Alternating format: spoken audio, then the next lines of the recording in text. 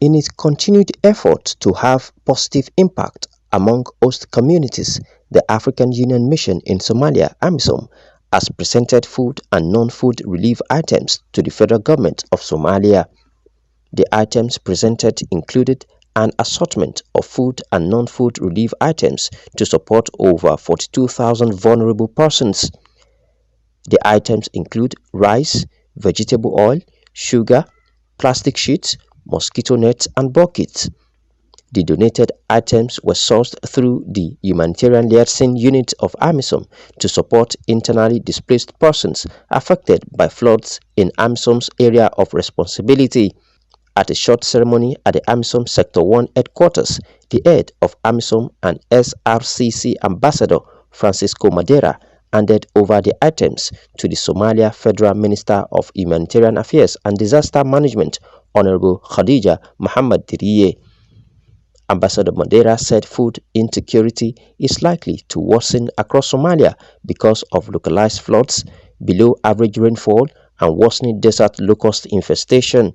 AMISOM has procured and prepositioned dry food and non-food items in all the sectors under its responsibility for ease and quick distribution to the displaced, vulnerable and needy population throughout the FOBs, the forward operating bases.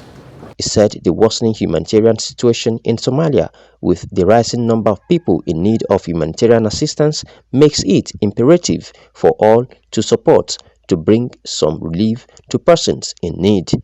He noted that 5.9 million people in Somalia would require humanitarian aid, an increase from the previous 5.2 million people in 2020. The Somalia Federal Minister of Humanitarian Affairs and Disaster Management, Honorable Khadija Muhammad Diriye, appreciated AMISOM for the items and said it will go to people in need and boost the civil-military cooperation with the local communities living in AMISOM areas of responsibility.